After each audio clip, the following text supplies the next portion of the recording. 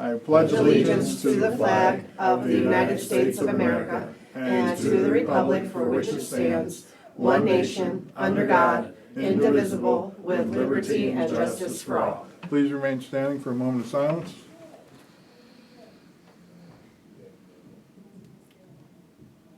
Thank you. Good morning, everybody. Wow. Good morning, everybody. Holy cow. We already put you to sleep here. All right, let's see what we've got going on here. We have some years of service recognition. Gail Benio is not here. She's got 10 years. We'll thank her for her service. We have Kelly Paduchak, works over in our New Milford District Court. She's got 15 years. We'll make sure she gets her certificate. And we have Sandy Handry here from the Treasurer's Department. Sandra has 10 years. Thank you for your hard work and your service. We appreciate it. Thank you, Sandy. We really appreciate you and you. Thank you. Thank you. And you did bring your speech with you? Yeah, we thank you. It's been fun. All right. Perfect. All right. We'll move on now to public comment. Any public comment on agenda items or non-agenda items? I've got some. Oh, go ahead. Oh, I was just gonna mention, I'm sorry, guys, before we get started. So, I'm gonna be leaving, as everyone knows, on January 7th is my last day. He's gonna miss you. I'm not gonna say my official goodbye to next week's meeting. Don't get me going. I'm very thankful for this opportunity, and I've said this before, it's been one of the most amazing experiences of my life, and I look forward to working with you all in a different capacity. More recently, our Judge Legg, appointed my replacement, and I'm honored to introduce him as this gentleman is here today. Bob McNamara. I know we're in very good hands with him taking over my position in January immediately when I leave. So I just want to introduce Bob, and I look forward to working with Bob also in this capacity too. So, thank you, Bob. Thank you for the opportunity to serve. Thank you. Absolutely. You know, and we appreciate you here today, Bob. Thank you. And we look forward to working with you and keeping things moving for the taxpayers of Susquehanna County. That's exactly right. Right. Well, thank you. All right. Sorry. David, go ahead. I have a question in regards to the .33 library tax. Mhm. My question is, how are they accountable to you? And the reason I ask that, I don't have an issue giving money to the library and the Historical Society. I have an issue when there's limited oversight in regards to the taxpayer being accessible to their books and knowing how they're spending that money. I know they don't have to give us information because of, are they a private non-for-profit? Is that it? So, number one, they're a private non-for-profit that we're supporting. It's not a public entity, it's a private entity. I asked for their financials. I just wanted to see their budget, how they're spending money. It's tax dollars. And of course, I was refused. They would not give me that information. They could have if they wanted to. Just because it's not the law doesn't mean they're restricted not to indulge that information. So my question to you is, as the county commissioners, giving them our tax dollars, how are they held accountable? How are they accountable to you for those dollars? So what we did was, in the last, I think it's been 2 years now, we had you auditing, or a year? Year. Yeah. It seems like 2 years, right? And so, It's a conversation. we tried the process of having our auditors review their books, do an audit, and we came up with more issues and resolutions as to the audits, as to, you know, the numbers always matched. I mean, they took $1 and they spent $1, those numbers matched, but it was the process and how things are being done, the accountability, the transparency. Right. Was the big issue. That's why today you'll see on the agenda, there's a new resolution for the distribution of that tax, and it has requirements in it, which will address all those issues. Okay, so it will be transparent and we will be able to see the budgets. I mean, I'm very concerned that the library used the endowment fund that was left to them, but it was actually left to maintain the building at the Historical Society building. they utilized those dollars to build a new library and now don't have the money to care for that building, applying for grants. And I brought this up at a library meeting, how are they paying that money back into that fund? And I was told, we don't have the money. Well, it's not about not having the money, it's about putting a plan in place to say, okay, we're gonna take $10,000 a year and put aside to take care of that building. Because that's what that was intended for. I mean, those are, you know, some of the concerns that I have. So our oversight as commissioners can only be on the .33 that we provide. They are not, as they so elegantly have put it, they are not a municipal library. If they were a municipal library, it would be an entirely different situation. But because they're not a municipal library, they're a private entity, as you've so stated, our only oversight is on the funding that we provide. So that's why the funding that we provide, they will have to take and provide the transparency on that funding to show how it was spent and where it was spent. And they're limited as to where they can spend it. So, Okay. Can I add something to that? sure. They filed a 990. That is a public record. I've looked at their 990s, Okay. but their 990s really doesn't break down how they're actually financially doing things in terms of salary. I can get, they spent $620,000 in 2022 on salaries, but I don't know what my librarian makes, I don't know what anybody makes or what that breakdown is. Because my 990 does not give me that. But look And at the bottom number. Mhm. Look at the bottom number. You wanna look at that? You ask how they are handling the money? Look at the bottom number.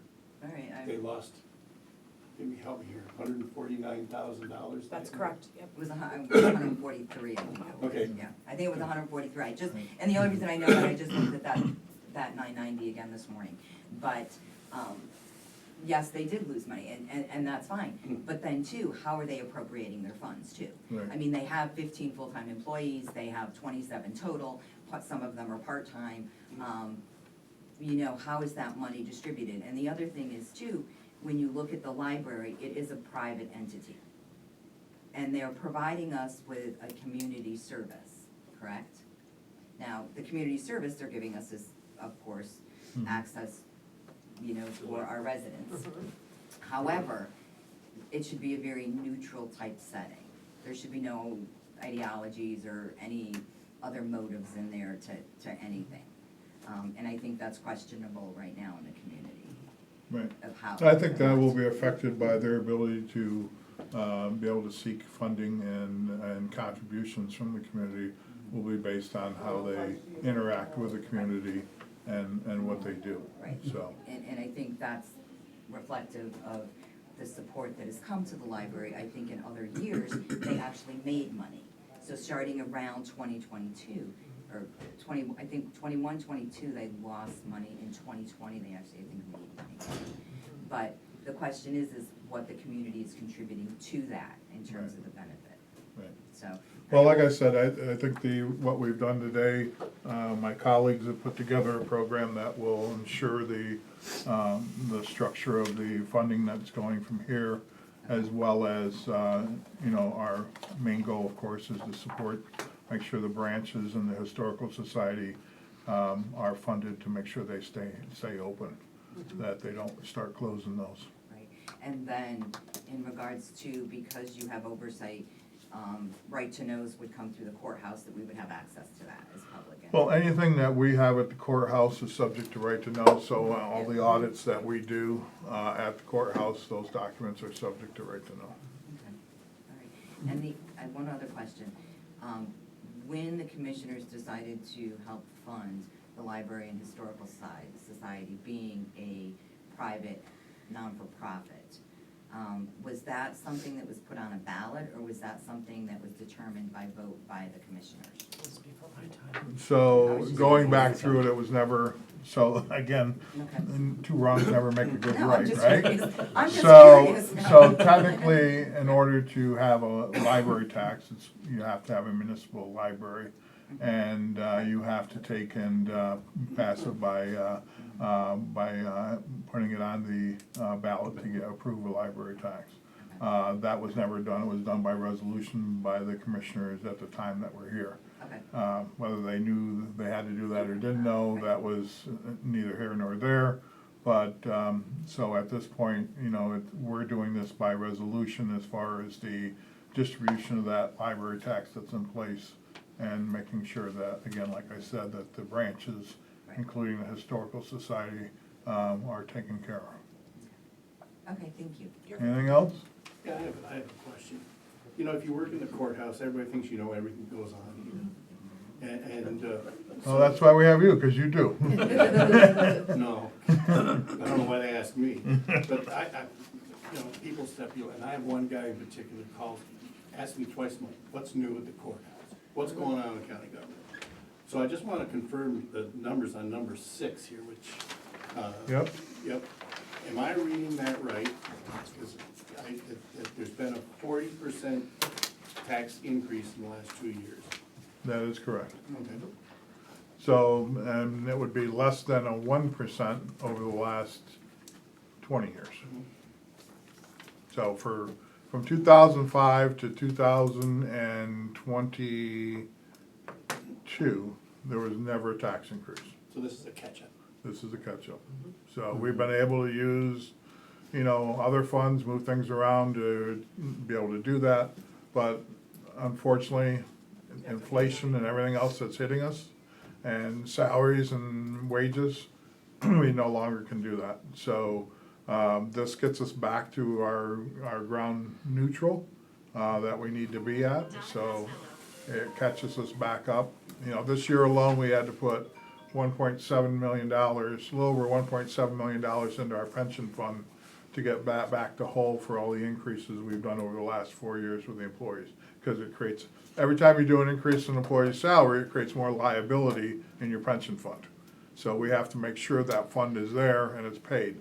Now, we're in better shape than 99.9% of the counties, because we are truly actually 100% funded, and we keep it that way. And only the state can do this. The state qualifies it that you're fully funded if you're 80% funded. I don't know how you do that, but that's their terminology. They say if you're 80% funded, you're 100% funded, so a lot of people say they're 100% funded, but they're truly not 100% funded. To be 100% funded, you have to have 100% of the money in there to cover your liabilities. And right now, we have 100% of the money in there to cover our liabilities for all our retirees and future retirees. So that's like a $35 or $36 million pension fund that's out there, that's sitting there, that's growing. So, and one thing you'll notice too, and if you looked at it, our operating budget for this coming year is almost $10 million less than it was last year. Right. So, and that's because of all the stuff that's gone away, you know, the ARPA money, the ERAP money, all those funding streams, the Act 13's cut way back. So all those funding streams are gone now, so, you know, The cost of doing business here is no different than your household, everything just keeps going up. right, so hopefully, but even still, with our increases, we're still better than almost all the counties. So the only difference we have is our, and what people don't understand, our millage may be higher, but because our assessed value is 50% of your market value, you know, that's the difference, and then they use the common level ratio. So, you know, because we haven't had a reassessment since the 70s, I think it is, No, it was back 90s. Nineties. 90s. Yep. Nineties. Since the 90s, you know, that's where we're at. But again, the common level ratio, if it's being done right, you know, keeps us equal and we don't have a problem, so. Anything else? Okay, I'll make a motion to close public comment. We'll second that. Motion by Commissioner Herschel, second by Commissioner Darrow, close public comment. All in favor, say aye. Aye. Aye, so carried. Item 2. I'll make a motion for item 2. And I'll second that. Motion by Commissioner Darrow, second by Commissioner Herschel, approve item 2. All in favor, say aye. Aye. Aye. Item 3. I'll make a motion to approve item 3. And I'll second that. Motion by Commissioner Herschel, second by Commissioner Darrow to pay the bills. All in favor, say aye. Aye. So carried. Item 4. And we'll make a motion for item 4. And I'll second that. Motion by Commissioner Darrow, second by Commissioner Herschel to approve item 4, approve the seminar request and travel. All in favor, say aye. Aye. Aye, so carried. Item number 5. I'll make a motion, oh, go ahead. I'll make a motion for item 5. And I'll second that. Motion by Commissioner Darrow, second by Commissioner Herschel, approve item 5, approve the 25 proposed budget for $33,933,314.33. All in favor, say aye. Aye. Aye, so carried. Item 6. I'll make a motion for item 6. I will second that. Motion by Commissioner Herschel, second by Commissioner Darrow to approve item 6, set the millage rate for the 25 school Susquehanna County as 14.5 mils total. Sorry, 14.5 mils for general real estate for the general fund, and .33 for the library fund. There'll be a 1 mil reduction, which will be a credit from the Act 13, from the general fund for the 2024 tax year. Oh, it should be 2025 tax year. Yeah. And you're okay with that change, both of you? Yeah, I'll make a motion, for item number 6 with that correction from 24 to 25. All right, you're okay with that, David? Yep. Okay. The total millage of 14.83. All in favor, say aye. Aye. Aye. Okay, number 7. I'll make a motion for item 7. And I'll second that. Motion by Commissioner Darrow, second by Commissioner Herschel to approve resolution 2024-23, regarding the tax payments made to the Susquehanna County Historical Library, Free Library Association, and it should say and Pratt Memorial. Okay. Are you Thanks okay for with that catching change? that, yes. Yes. And designate a portion of each payment to a certain branch of the association. Seconded by Commissioner Herschel. All in favor? Aye. Aye. And I will abstain because I have a legal issue going. I, will Number make- 8. I'll make a motion for item 8. I will second that. Motion by Commissioner Herschel, second by Commissioner Darrow, to approve item 8, to appoint Gabrielle Farrell, PC, as the county solicitor for 25 with a budget not to exceed $125,000 for both labor and county legal issues. All in favor, say aye. Aye. Aye, so carried. Item number 9. I'll make a motion for item 9. And I'll second that. Motion by Commissioner Darrow, second by Commissioner Herschel, to approve item 9, to approve change order 3 for the exterior repairs. All in favor, say aye. Aye. Aye, so carried. Item 10. I'll make a motion for item 10. I will second that. Motion by Commissioner Herschel, second by Commissioner Darrow, to approve item 10, to enter into the contract with Automated Lifestyles in Montrose, PA, or Moscow, PA, for additional work in the large courtroom. All in favor, say aye. Aye. Aye, so carried. Item 11. I'll make a motion for item 11. I will second that. Motion by Commissioner Darrow, second by Commissioner Herschel, to approve item 11, to reappoint Joseph Mattis to the Susquehanna County Housing Authority Board. All in favor, say aye. Aye. Aye, so carried. Item 12. I'll make a motion for item 12. I will second that. Motion by Commissioner Herschel, second by Commissioner, into a maintenance agreement between Pennsylvania District Attorney's Institute and Susquehanna County for the Savin software used by the DEA's office. All in favor, say aye. Aye. Aye, so carried. Item 13. I will make a motion for item 13. And I'll second that. Motion by Commissioner Darrow, second by Commissioner Herschel, approve item 13, approve entering into a contract with Katie's Place Clubhouse for services provided in the Lackawanna Susquehanna Office of Drug and Alcohol Programs. All in favor, say aye. Aye. Aye. Item 14. I'll make a motion for item 14. I will second that. Motion by Commissioner Herschel, second by Commissioner Darrow to approve item 14, to approve entering a contract with Erie County Care Management Incorporated for services provided under the Susquehanna, Lackawanna Susquehanna Office of Drug and Alcohol Programs. All in favor, say aye. Aye. Aye. Item 15. I'll make a motion for item 15. And I'll second that. Motion by Commissioner Darrow, second by Commissioner Herschel to approve item 15, ratify and approve the so stated hiring of candidates. All in favor, say aye. Aye. Aye. Item 16, is there any to be voted on separately? Hearing none, can I get a motion to approve item 16? I will make a motion to approve item 16.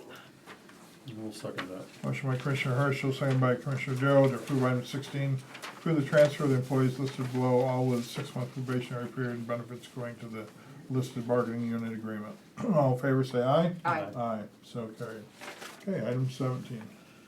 I will make a motion for item 17. I'm gonna abstain. I'll second it. You're gonna second it. Motion by Commissioner I know Darrow, you don't second by want to. Commissioner Hall to approve item 17. All in favor? Aye. With one abstention. Yeah, I'm abstaining. Item 18. I'm gonna make a motion for item 18. I will second that. Motion by Commissioner Herschel, second by Commissioner Darrow to approve item 18, to accept the resignation of Keith Knuckle from the position of full-time corrections officer effective December 15th. All in favor, say aye. Aye. Aye. Number 19. I'll make a motion for item 19. And I'll second that. Motion by Commissioner Darrow, second by Commissioner Herschel to approve item 19 to award the bid for the 2018 Ford F-150 with 86,000 miles. And it's going to Said Matten out of Glen Elm, Illinois. And a total price of $18,300. All in favor, say aye. Aye. So carried. And item 20. Yep, I'll make a motion for item 20 to close the meeting. I will second that. Motion by Commissioner Herschel, second by Commissioner Darrow to approve closing the meeting at 9:20 a.m. All in favor, say aye. Aye. So carried. Meeting is now closed. Thank you.